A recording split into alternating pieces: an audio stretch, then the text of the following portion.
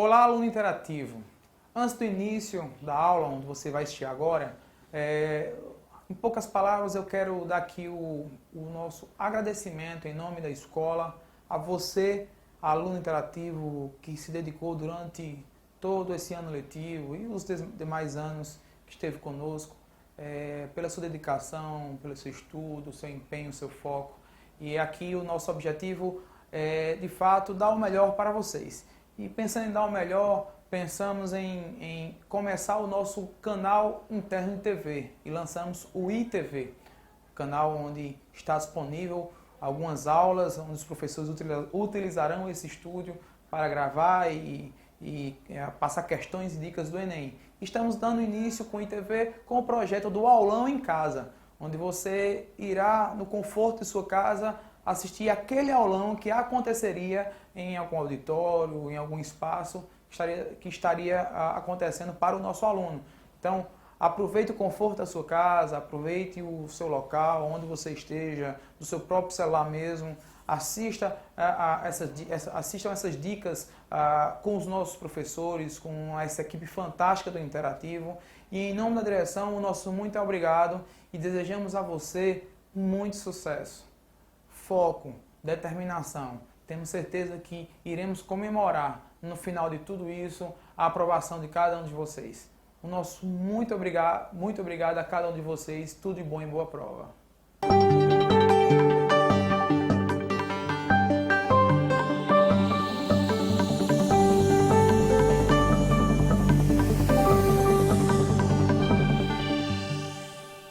Queria dar as boas-vindas para você. Nós vamos passar alguns minutos discutindo as matérias principais para a prova de matemática. Gente, vocês vão ter 45 questões no Enem, depois de uma redação ou antes de uma redação, depende de como você administrar o seu tempo. E essas questões são essenciais que a tua leitura esteja aliada a elas. Então a capacidade interpretativa das questões é tudo. Linguagem é essencial na hora da prova de matemática e você sabe, quem é meu aluno, eu costumo sempre dizer isso. Nós temos 5 temáticas principais na prova do Enem. Eu trouxe algumas hoje para a gente discutir e aproveitar nessa aula de revisão. Nessas 5 temáticas principais eu queria destacar geometria plana, espacial e analítica. Você sabe que das geometrias aquela que mais cai de fato é a geometria plana. Então não pode chegar na hora da prova do Enem sem saber, por exemplo, calcular as áreas, sem saber trabalhar com semelhança de triângulos, são características que sempre caem na prova do Enem. Então, além de trabalhar com geometria plana, quando nós chegamos em geometria espacial, é muito importante saber trabalhar o volume das figuras, a localização espacial delas, a planificação delas. E a analítica, apesar de cair muito pouco, quando ela cai, ela tem um valor, tem um peso maior. Se eu puder te dar uma dica em relação à geometria analítica, sabendo que não caem tantas questões assim, eu pediria para tu dar um foco em pontos, saber calcular a distância entre pontos, entre equação de reta e circunferência.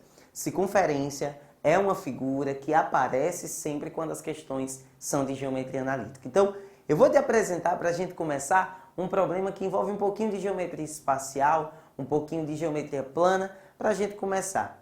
Além disso, nós temos problemas também. Vamos pensar. Geometria. Nós temos problemas de matemática básica, que envolve razão e proporção, que envolve frações, a capacidade de entender a aplicação de um MMC. Enfim, você tem que conhecer tudo aquilo que envolve o ensino fundamental que acerca a matemática básica, tá certo? Terceiro ponto essencial de se conhecer, sequências e lógica, PA e PG, e também sequências que não são necessariamente uma progressão aritmética ou geométrica. Quarto, contagem, estatística, média, moda e mediana, probabilidade, toda aquela análise combinatória e a aplicação de conjuntos. E quinto, mas também não menos importante, para a gente estar utilizando na prova do Enem, são as funções. Função do primeiro grau, função do segundo grau. Não tem caído tanto o logaritmo, mas é muito importante também se saber, porque sabe que se cair, ela vai te dar uma pontuação extra. Eu vou colocar aqui na tela para a gente uma questão que envolve, como eu falei para vocês, nesse princípio, geometria. Dá uma olhada na questão.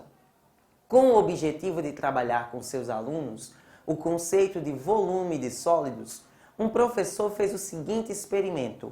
Pegou uma caixa de polietileno na forma de um cubo com 1 metro de lado e colocou nela 600 litros de água.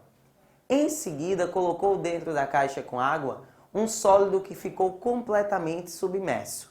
Considerando que ao colocar o sólido dentro da caixa, a altura do nível da água passou a ser 80 centímetros, qual era o volume do sólido?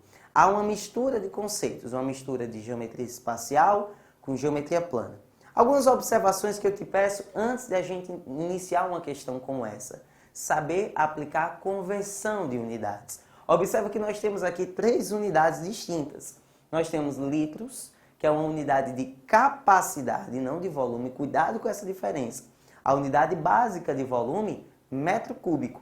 A unidade básica de capacidade, litro, tá bom? Então nós temos litro, nós temos aqui 1 metro e nós temos aqui 80 centímetros. São 3 unidades distintas, então na hora da gente conseguir colocar elas e esquematizar a questão, tem que ter atenção a isso. Anota as informações básicas, vamos lá para a lousa para a gente resolver essa questão. Anotou os dados? Vamos começar a resolver esse problema, que se trata de um cubo e que as dimensões desse cubo medem 1 metro. Tá? Então você tem 1 metro de comprimento, largura e necessariamente de altura. Pensa aqui comigo, a maneira de calcular o volume original do cubo é multiplicando as 3 dimensões, né? Então é 1 vezes 1 vezes 1. O volume original dele é 1 metro cúbico. Só que no sistema de conversão você não pode esquecer que 1 metro cúbico é a mesma coisa, na verdade equivale a 1000 litros. 1 metro cúbico, 1000 litros. Portanto, a capacidade total desse tanque, desse cubo, enfim, é de 1000 litros. Qual a situação dele? Se você voltar aí no problema. Colocou nesse tanque 600 litros de água. Quando se coloca 600 litros de água, significa automaticamente que a altura ocupada é de 0,6. Por que a altura ocupada é de 0,6? A altura ocupada pela água é 0,6, porque quando você multiplicar 1 vezes 1 vezes 0,6, dá 0,6. E passando para litro, é só multiplicar por 1000 que vai dar 600. Então essa é a capacidade atingida pela água. O que acontece? Lendo aí o problema que possivelmente está aparecendo para você. Em seguida, colocou dentro da caixa com água um sólido que ficou completamente submerso. Considerando que ao colocar o sólido dentro da caixa, a altura do nível da água passou a ser 80 centímetros, o que acontece? O nível ele subiu 0,2 metros. Porque se ele estava 60 centímetros e subiu para 80 centímetros, ele subiu 0,2 metros. A pergunta é, qual era o volume do sólido? Super simples, né, gente? O volume do sólido vai equivaler ao volume que subiu no nível da água. Então, o que vai acontecer? 1 metro e 0,2. O volume desse sólido vai equivaler a 1 vezes 1 vezes 0,2. E esse valor é de 0,2 metros cúbicos. 0,2 metros cúbicos. Observa que todas as alternativas estão em metros cúbicos, portanto, a alternativa certa, letra A. Então, no segundo problema de hoje, a gente vai estar dando uma olhada sobre a contagem, tá? Probabilidade. Lembra sempre, muito cuidado com probabilidade quando aparecem as devidas condições. Então, por exemplo, tudo depende do espaço amostral que está sendo cedido na questão. Quando a gente fala de um universo onde estão envolvidos os alunos da sala, a probabilidade é uma. Quando eu falo de um universo onde estão envolvidos só os meninos que estudam nessa mesma sala, a probabilidade é outra. Então, toma cuidado com condicionais. Se, caso aconteça isso, então é muito importante ficar alerta a isso. Vamos dar uma olhada no problema que eu separei para vocês. Em um cubo com as faces em branco, foram gravados os números de 1 a 12, utilizando-se o seguinte procedimento. O número 1 foi gravado na face superior do dado, em seguida o dado foi girado no sentido anti-horário, em torno do eixo indicado na figura abaixo. O número 2 foi gravado na nova face superior, seguinte, conforme o esquema abaixo. Então o que acontece? Ele está fazendo, pega o primeiro, coloca o número 1, gira o número 2, gira o número 3, gira o número 4 e assim por diante, tudo bem? O procedimento continuou até que foram gravados todos os números. Observe que há duas faces que ficaram em branco. Ao se jogar aleatoriamente o dado apresentado, a probabilidade de que a face sorteada tenha a soma máxima é... Anota esses dados e vamos lá para a lousa para a gente conseguir resolver. Então, olha só, o problema você já entendeu. Eu preferi que a gente elaborasse aqui uma planificação do cubo. Quando o cubo está aberto, representado no plano, ele fica dessa maneira. Então, vamos lá. Na primeira face, ele escolheu colocar o número 1. Girou em qualquer um dos sentidos, ele colocou sentido horário, enfim, mas qualquer um dos sentidos, 2. Em outro, continua, 3, 4, coloca o 5, 6, 7, o 8, 9, 10, 11 e 12. Sabendo que duas faces laterais estão em branco, tá certo? Duas das faces estão em branco. Quando a gente analisa a soma, a questão é, qual a probabilidade de se ter a soma máxima? Vamos observar a soma de cada uma das faces. Se a gente somar 1 mais 5, 6, com 9, 15. Aqui, 10 com 6, 16, com 2, 18. 11 com 7, 18, com 3, 21. E 12 com 8, 20, com 4, 24. Observa que a soma máxima é encontrada nessa face. E muitas pessoas, quando resolveram essa questão, ficaram na dúvida. Ficaram na dúvida acreditando que a probabilidade seria de 1 em relação às 4 faces. Mas temos que ter muito cuidado, porque o dado ele vai ser lançado. Então também existe a probabilidade de sair qualquer uma dessas duas outras faces.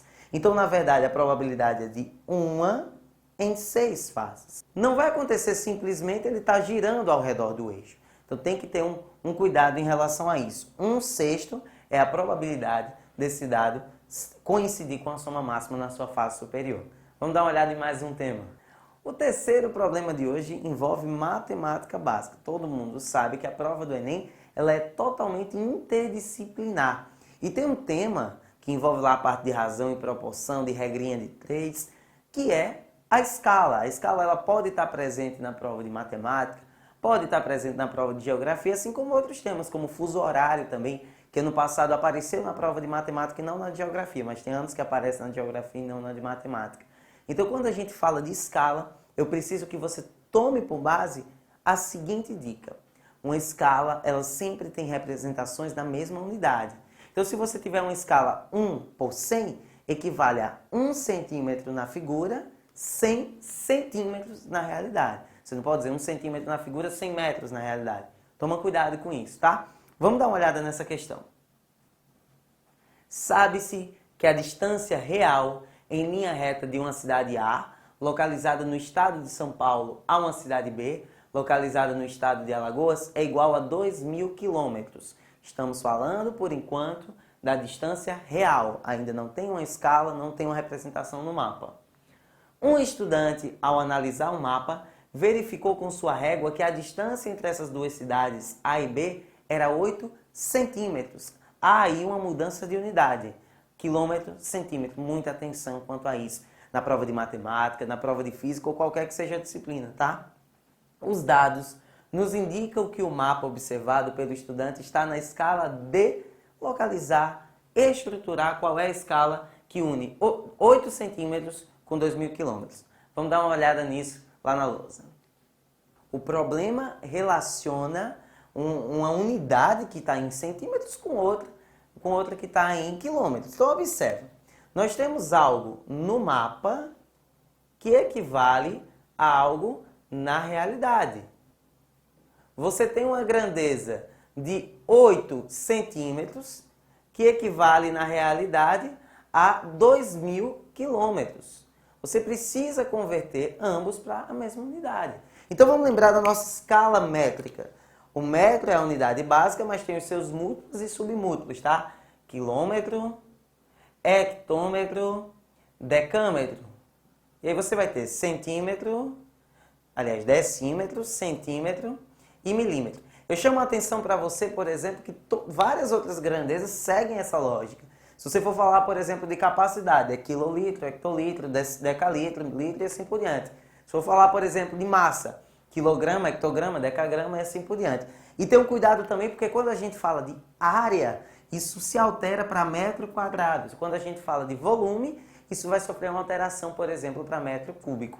Então você tem 8 centímetros alinhado com 2.000 quilômetros. Vamos dar uma olhada, vamos passar essa unidade de quilômetro também para centímetro. E para realizar essa conversão de quilômetro para centímetro, a gente vai pular, ó, 1, 2, 3, 4, 5 casinhas. Então, se você tinha 2.000 quilômetros, você, na verdade, em centímetros vai ter, ó, 1, 2, 3, 4, 5, sei nem que número é esse, vamos dar uma olhada aqui, ó, 200 milhões de centímetros. Então, 8 centímetros no mapa vai estar equivalendo a 200 milhões de centímetros na realidade. Essa é a escala básica, mas a gente pode dar uma simplificada aqui por 8 e por 8.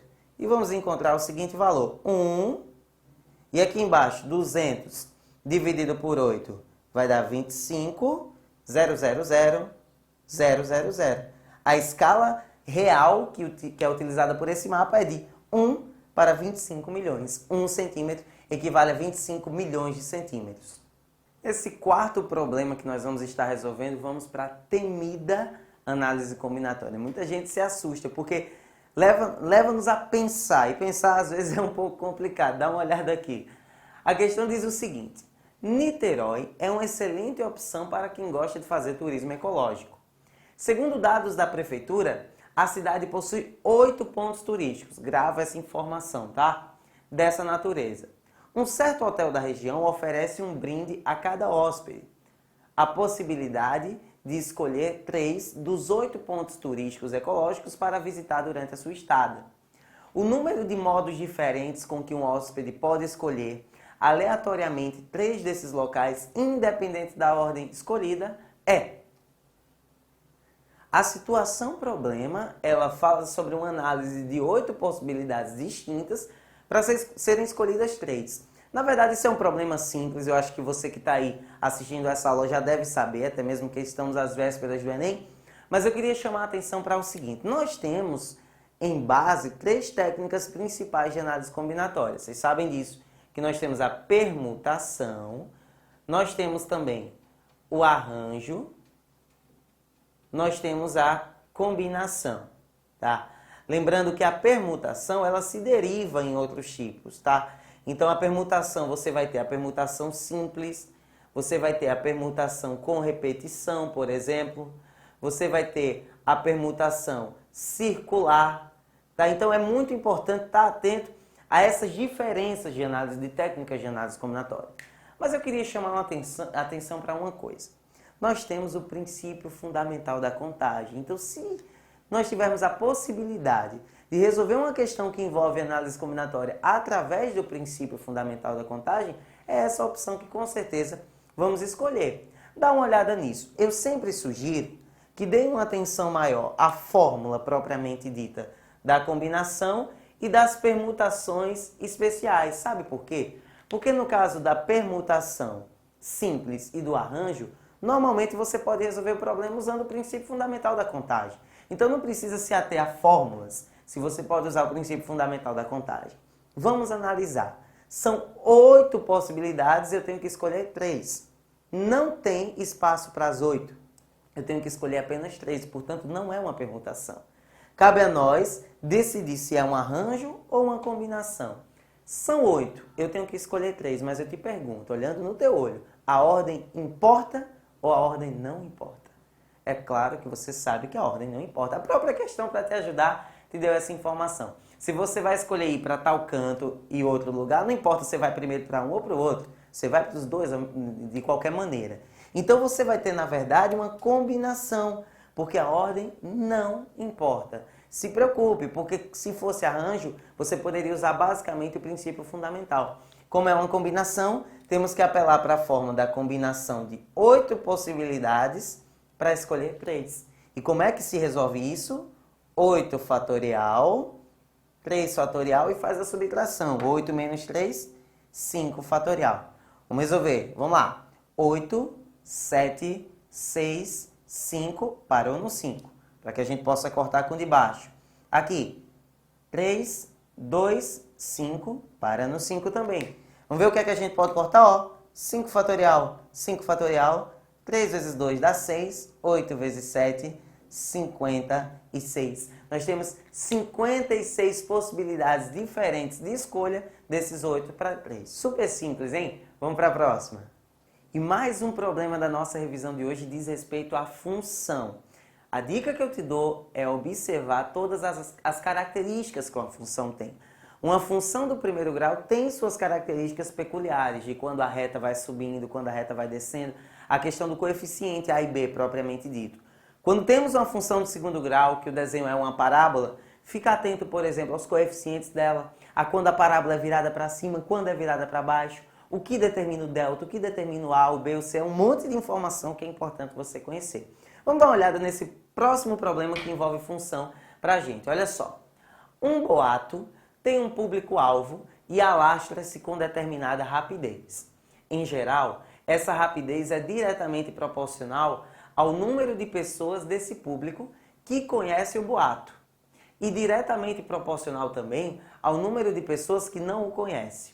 Em outras palavras, sendo R a rapidez, primeira variável já apresentada na questão, e propagação P, o público-alvo, e X, o número de pessoas que conhecem o boato, tem-se, antes de olhar a fórmula, memorize o que cada variável significa. R, rapidez e propagação.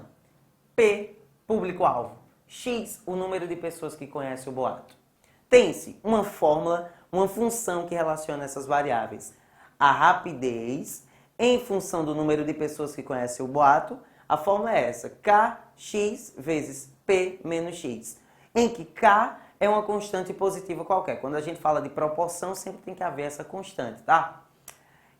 Característica do boato.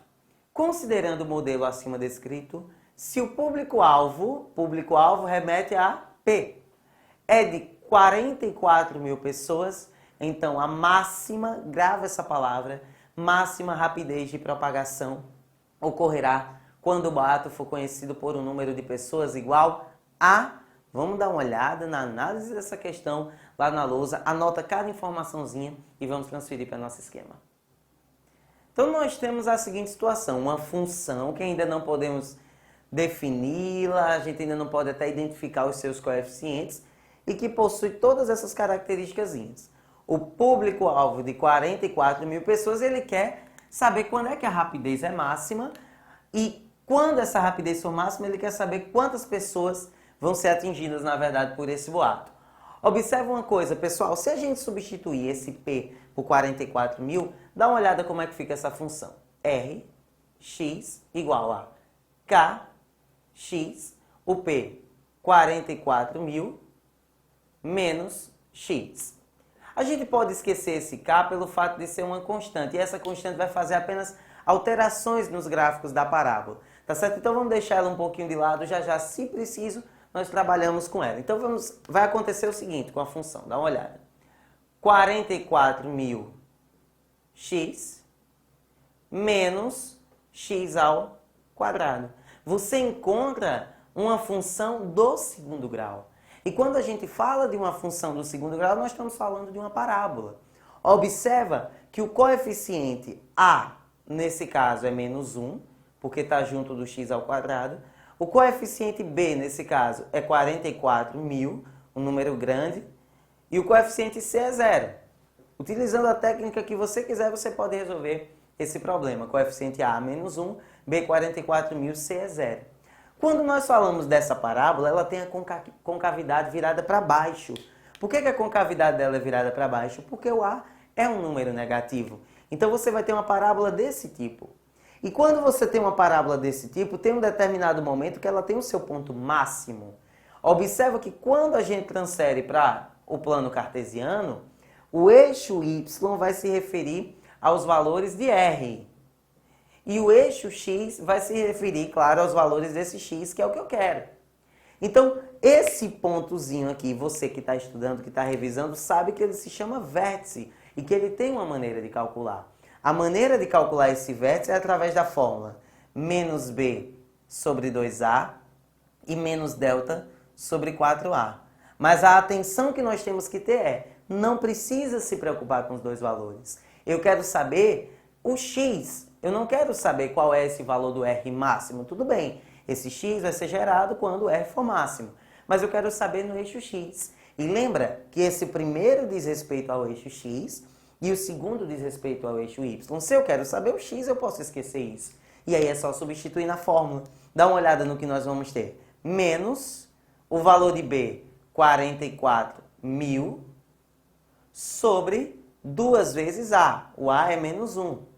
Se você dividir, no caso, 44.000 por 2, você vai encontrar 22.000. Ou seja, o R vai ser máximo quando 22.000 pessoas ficarem sabendo do boato. Vamos para a próxima, tá? E a última questão de hoje, para a gente dar um alívio, é sobre proporçãozinha básica. Eu queria te chamar a atenção para o seguinte. Quando nós falamos de regrinha de 3, ter cuidado. Porque se as variáveis são diretamente proporcionais, você pode fazer cruzando. Mas se as variáveis são inversamente proporcionais, a conta você faz de maneira paralela, tá? Retinho. Dá uma olhada nesse problema. Uma mãe recorreu à bula para verificar a dosagem de um remédio que precisava dar para o seu filho. Na bula, recomendava-se a seguinte dosagem: 5 gotas para cada 2 kg de massa corporal a cada 8 horas. Se a mãe ministrou corretamente 30 gotas do remédio ao seu filho a cada 8 horas, então a massa corporal dele é de... Essa é aquela questão que faz você ganhar tempo nas outras. Normalmente, olhando a questão, você já pensa, não, é composta, é uma regra composta. Mas cuidado. Cuidado por quê? Vamos primeiro identificar as grandezas. A primeira grandeza são as gotas. A segunda, a massa da criatura. E a terceira, as horas. De quanto em quanto tempo tem que se dar. Se você observar, antes são 5 gotas, depois são 30. A massa, 2 quilos, depois a gente vai descobrir quanto que é a massa do menino. Só que o tempo não muda. O tempo que é de 8 horas, ele não sofre variação, então você não precisa se preocupar com ele. Você só vai olhar para o número de gotas e a massa. Pensa aqui comigo. São 5 gotas para cada 2 quilos. Se você dá 30 gotas, qual é a massa do menino? De 5 para 30, houve uma variação de 6, né? Você multiplica por 6, então aqui é só multiplicar por 6 também. 2 vezes 6 vai dar 12. Eu peço uma atenção sobre o seguinte, pessoal. Só pode ser feito isso porque é uma regra de 3 diretamente proporcional. Tá certo? É uma aplicação no nosso dia a dia. 5 gotas, 2 quilos, então 30 gotas, que é 6 vezes mais, 12 quilos. Super simples, né? Gostou dessas dicas? Então aproveita, assiste as próximas videoaulas que são de professores de História, Geografia e toda a equipe do Interativo. Aproveita essa semana final para revisão, mas aproveita também para descansar, preparar o teu psicológico, fazer uma prova tranquila, faz uma redação tranquila no domingo. Não fica naquela expectativa de qual é o tema e que acredita que não sabe o que tem para escrever. Você sabe, você se preparou durante esse ano e eu tenho certeza que você vai se dar bem na prova. Forte abraço, luz e inspiração e até a próxima.